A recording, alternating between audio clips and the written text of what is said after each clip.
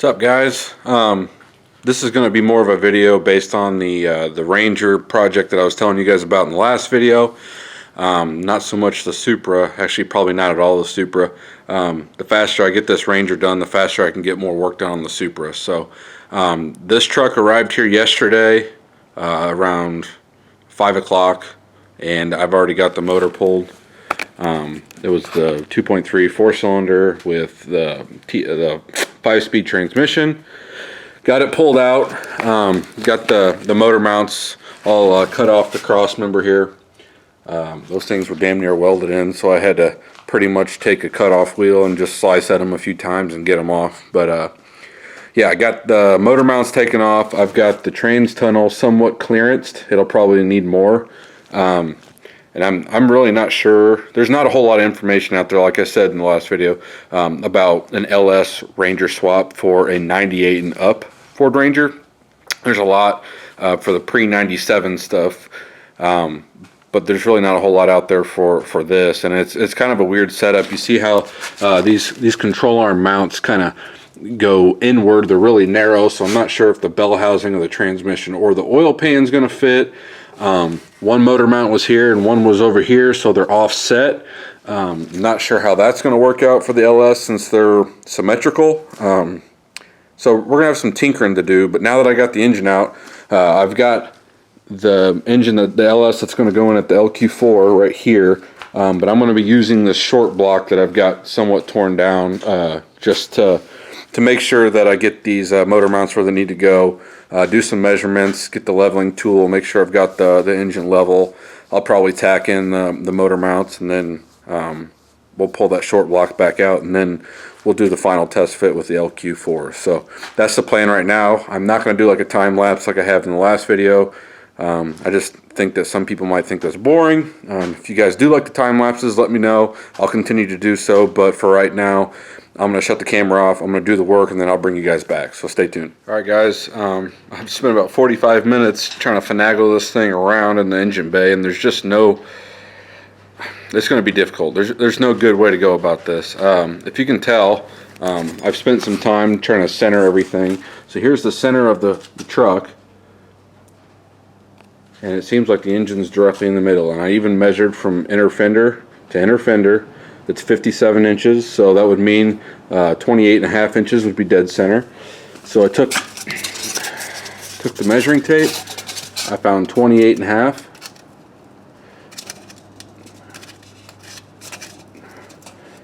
And it is dead center of the engine. Problem is the transmission tunnel is like offset. I don't know if you can tell, but like down in here, it's open right there, and right here there's another piece of metal right there, so it's going to make it difficult. It's going to make it difficult for a 4L80E to fit in there.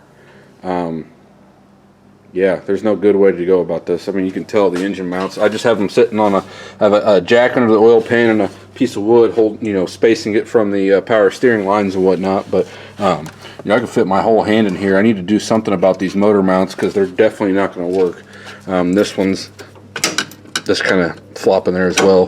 Both of them are about 2 to 3 inches from the cross member, so I'm probably going to have to get one of those weld it yourself LS motor mount kits. But I mean, it's in there. I have it somewhat clearance from the firewall where I feel comfortable. For the bell housing of the transmission over there. It does dip down obviously a little bit, but I still have my worries about clearancing the trans tunnel because it's just that tight. So as far as the front of the engine, there's plenty of room for a crank pulley, water pump, accessories. I'll probably have to inset the radiator. The little bit of information that I have found out on the websites and the forums and stuff like that, that's what they're doing, is that they're clearancing. They're basically notching the core support and insetting their radiator to make them clear the accessories and the pulleys. So not really sure what to do from here. I might have to call it quits just because I was really hoping these motor mounts would work, but it's looking like we're gonna have to figure something else out. Just an FYI, anybody else doing this kind of swap on a 98 plus Ranger, the S10 motor mounts from Dirty Dingo do not work. You could probably run some very large spacers. Either way, I'm going to have to weld the bottom of these motor mounts to the cross member, because like I said, there's no way to get to the back side of this cross member to be able to thread any bolts or anything. So I'm going to have to figure something out. I've got some thinking to do and some ingenuity to come up with, but I might have to end the video here and make like a two-part video once I figure out what to do with these mounts, or I might just end it here and post it. I'm not sure. We'll find out. So stay tuned. Thanks, guys.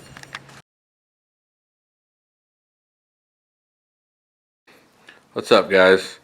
I'm gonna apologize ahead of time. This coronavirus quarantine shit's got me turned into an alcoholic, so I've had a little much to drink, so I apologize. So yeah, I made some good progress on the LS Swap Ranger today, and I wanted to show you guys. So I left off the last video with kind of issues with the motor mounts, those S10 motor mounts that I bought. I bought some different motor mounts, and they seem to work much better.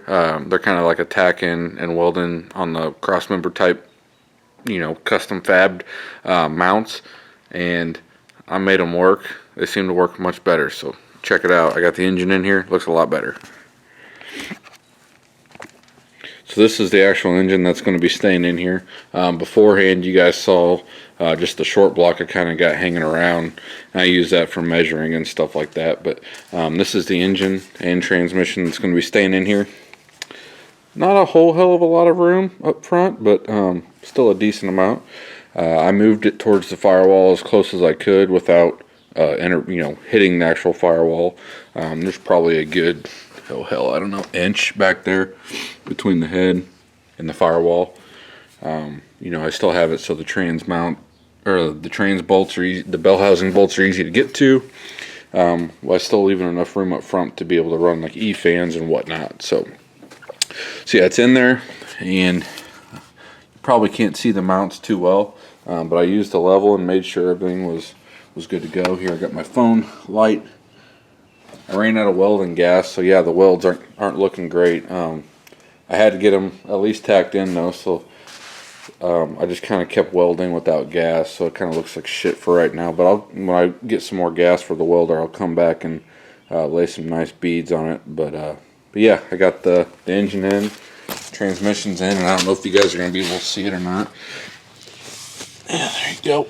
So yeah, the 80E, I've got it level. I've got it at a 3 to 4 degree angle towards the pinion. That way, my pinion angle and drive shaft are at a good angle and not, crazy, putting crazy wear on the U-joints. Oh, I got a helper. Say hi. Honey. Did you help Daddy with the engine today? Yeah. Yep. So yeah, test fit the exhaust manifolds on there, and both sides are going to need some work. I'm going to have to chop the flanges off for sure. I'm going to have to relocate the steering shaft. I have it completely disconnected. There's just no way it's going to work. I mean, you can see if I just even put it remotely where it needs to go, that it is super close to where the head is, and the manifold would absolutely just hit it. So I'm gonna have to do some work there, but it's all a work in progress. It's coming along nicely. Like I said, I need to get some more gas for the welder, and then the mounts will be done. After the mounts, I've ordered the wiring harness. Got to put the accessories on, stuff like that. Build a trans cross member. I'm trying my best not to have to trim this air box. It looks like I might have to with how close those coils are. If I don't want to trim the air box, I'm going to have to relocate the coils. I mean, I could probably move them up like an inch or two, just make some, my own brackets. But we're going to have to think of something just to make it work. But it's coming along nicely. And I've got some brief updates on the Supra stuff. So yeah. Long story short, I got the Supra the Aristo 2JZ VVTi engine. Came from Chicago JDM importer. Not too happy with how the engine looks, to be honest with you, but it just gives me a reason to rebuild it. So yeah, I had the factory twins on there. I already got those yanked off. I got quite a few parts yanked off actually. So transmission's off. It's pretty much just a long block, no intake manifold. I got that yanked off as well. I'm waiting on my harmonic balancer pulley removal tool. So once that comes in, I can get the timing belt off, and I've got a new gate belt. The head will be coming off. I'll be powder coating the valve covers. I'm going to take the head and get it hot tanked, and this is why I'm kind of upset about ordering it from this JDM Chicago importer, because of how the head, well, the inside of the engine in general looks. Look how terrible this is. I mean, tons and tons and tons of carbon buildup. This engine supposedly had 58,000 miles. Bullshit! Don't believe that for 1 second. Here is the intake side, or sorry, the exhaust side. It looks slightly better. The intake side is like incredibly sludged. That is the intake side is the dirty PCV side, but still, I've gotten 300,000, 400,000 mile LS or 5.3 engines that look way better than this. I mean, hell, this one looks clean. You can see how clean it looks, and it's got 4 or 5 times the miles this thing does. So, just not super happy overall with it. But like I said, it gives me a reason to rebuild it. So I've got ARP head studs ordered. I've got a new water pump ordered. I got a bunch of new stuff. I got valve seals. I may do valve springs, like BC valve springs. I might do BC 264 cams. I'm not quite sure yet. But I did order the single kit as well. So I should have a big single, not a big single, but a good size single coming for it. Like I said, I wasn't too happy with how the engine turned out, so I was kind of doubting how the twins were. There's a little bit of shaft play, not much. Once these things get oil pressure, they kind of seem to tighten up. But I'm sure I could have made them work. But honestly, just the maintenance on twins is a pain in the ass. So that gave me a reason to sit there and go single turbo. So I've got the single turbo kit coming, and then I'm trying to decide on what kind of engine management standalone system I'd like. I'm kind of gearing towards like the Haltech Elite 2000. That just seems to have a lot of the options that I am going to be using. So the 2500 has more race car options. The Motec is just like incredibly like race specific, and it's like way out of my price range. Whereas I'll have about $3,000 in this EMS with the plug and play harness, and I'll get some like the flex fuel sensors and the wideband sensor, and there's some other sensors that come along with it for that kind of money. But so yeah, that's kind of an update. Not really doing a whole lot of labor stuff in these videos, but I'm just giving you guys updates. If you do want to see more labor type stuff, like time-lapse stuff, just let me know, and I will be sure to post more of those. But I figured I'd just kind of give you guys updates. The next update, I will probably have these mounts fully welded in, have more accessories on the engine put on. Hopefully the wiring harness will be here. It's taken 2-3 weeks to get here because of all the coronavirus stuff. So hell, anything in general, the stuff that used to be Amazon 2-day shipping Prime is now taking 3-4 weeks. It's kind of pathetic, but I'm hopeful the stuff gets here in a timely manner. I've gotten some stuff for the VVTi.